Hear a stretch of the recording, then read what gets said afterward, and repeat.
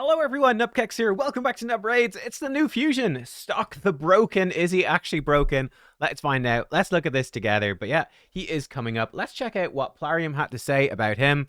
Here it is, Monday the 25th of November.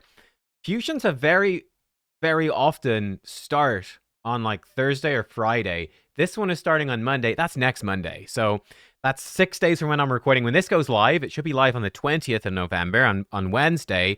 So it's the upcoming Monday, right? Upcoming Monday. So this is coming pretty fast and furious. What is interesting about this to me, it is a legendary fusion.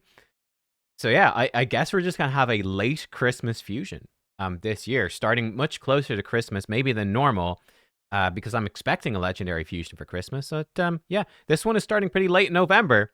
But yeah, we'll see. Stokk the Broken is a poison master with a bag full of mischievous tricks. His expertise lies in PvE content, bosses, wave battles, you name it. And while PvP isn't his primary stage, he can occasionally shine in your arena team as well. Let's take a look. Let's see what he's all about. Let's actually move me out of the way. So he is Ogre and Tribe, Spirit, Support, Legendary.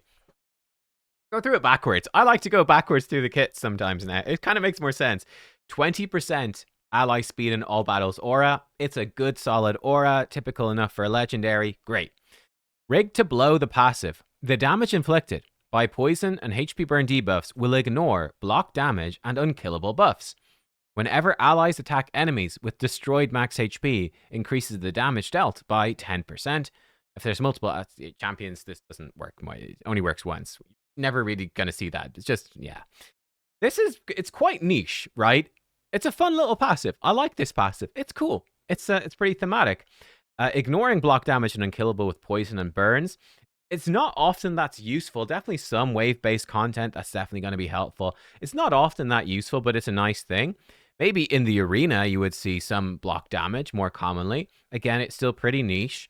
I guess like Marishka, funny enough, does put up block damage on everybody whenever you put out bombs. So this doesn't help bombs, but bombs, poisons as well. I don't think, does Marishka do burns? I don't think she does. I don't have a Marishka, and I don't use burns in arena because I don't have any good burners. It is bombs, poison, and burns, yeah. So funny enough, this guy lets you hit through block damage. Is that still something you would do? Pretty niche, maybe. Maybe this is a strategy you will see sometimes somewhere in arena, but it'd be very rare. But maybe if you've got champions with high lethal dose blessings and very specific teams, it's kind of fun. Destroying max HP do 10% more damage to those targets. I mean, a 10% damage boost is actually quite nice. Not all targets can have their max HP destroyed, but it's kind of nice, actually. So yeah, it's a good start with the passive. Let's see the rest. Vengefire Flood is a 3/5-turn cooldown that books to a 3-turn. Attacks all enemies, has an 80 books to 100% chance of placing 2 poison debuffs on all enemies for 2 turns. If any targets, are under HP burn, puts 3 poison debuffs and a 25% weaken debuff on them for 2 turns instead. Also places 2 continuous heal buffs on all allies for 2 turns. This is a great move. Honestly, this is really good. Very like a Bad El Khazar. Very like that. I think, does he do 3? Does he do 3? He does cleanse. No, two continuous heals and 2 poisons. This guy is honestly really solid. Now, it's an AoE attack. He can weak hit. Affinity is a problem, but still, 2 poisons on all enemies, 2 continuous heals on all allies on a 3-turn. It's very similar to Bad El, minus the cleanse. And that can be important for, like, let's say going up against, I don't know, Ice Golem or something. Maybe cleansing off is very important. But I think it's a good trade, though, to basically get, like, kind of a budget version of Bad El, but you trade the cleanse for it becoming way stronger if anyone is under burn. If anyone is under burn, that turns into 3 poisons and weaken. This becomes an insanely good move. Like, genuinely. AoE, triple poison, weaken, and 2 continuous heals on your whole team on a 3-turn cooldown is bonkers good. That's actually really, really good. So yeah, I think you definitely pair this guy up with a HP burner, and it becomes very potent, actually. That becomes very strong. Lots of healing, lots of poisons and weaken. It's pretty great. Volatile Mixture is a 5-turn, books to a 3-turn cooldown, attacks all enemies 2 times. First hit instantly activates all poisons and HP burn debuffs on all enemies, and all continuous heal buffs on all allies. Second hit has a 75 that bucks to 100% chance of destroying each target's max HP by 3% for every poison and burn debuff activated on them by this skill, up to 60%, and then fills the turn meter of all allies by 20%.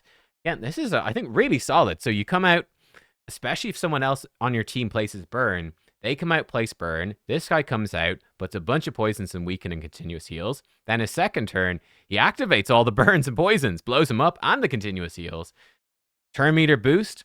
The destroy max HP at the very least gives you then 10% more damage from your like direct damage dealers, which is pretty great. So yeah, I honestly love it. I think this guy has some nice utility in a lot of different ways.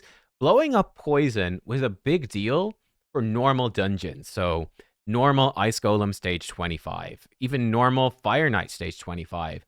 Blowing up poisons doesn't have very much place in the metagame at the moment. And I don't know, maybe we'll see new info on this new clan boss that will make that more relevant. I'm not seeing anything like that so far. Blowing up HP burns is really good. Now, he doesn't place burn himself, but it could still be useful, right? That might still be massive for you in Spider.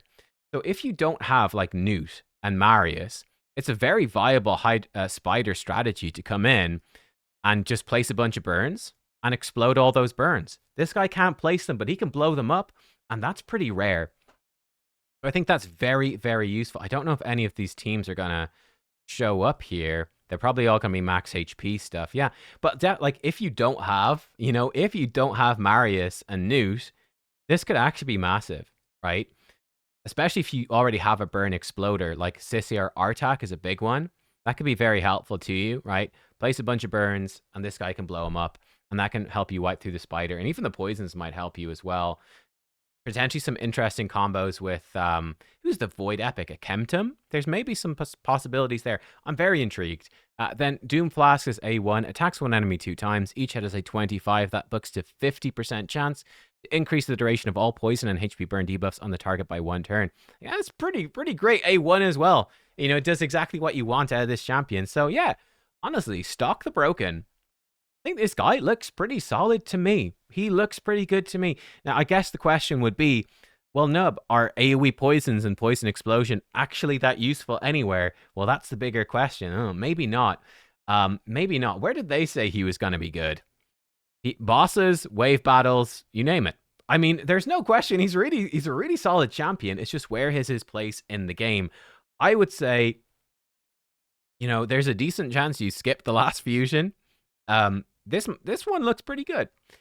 I'd say the one after this is probably more important. This guy, he's not striking me as being designed for the new clan boss. There's a decent chance. I don't think it's guaranteed by any means, but there's a decent chance that the next fusion or the one after that maybe will be something that will help people out with this new clan boss. I think that's pretty likely we're going to see something to help with the new clan boss in the near future. It's got to happen, right? So maybe that would be something more important to prioritize because the new clan boss is probably very important. Will this be as important? I don't know. But I do think as a standalone champion, he's actually pretty solid. I think this guy is worth going for if it's not a massive inconvenience to you on your account. I just think he's actually a really good champion. And if poisons are ever good anywhere, this guy's actually genuinely really good. He's genuinely really good anywhere poisons are good. And that could happen. I also think if you are like me, maybe I'm too. I mean, let me know if I'm overhyping him. I'm actually curious what you guys think. I genuinely think he's good.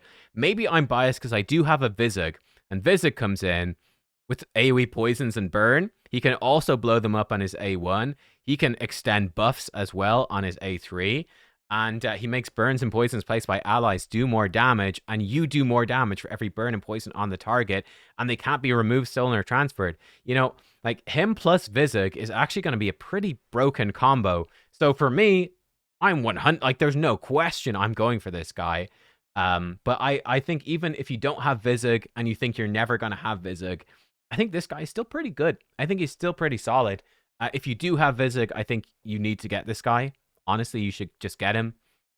And yeah, that's sort of what I think about that.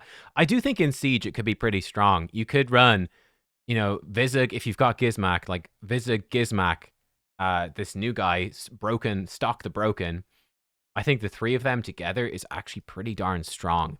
for like Siege as an Ogre only team.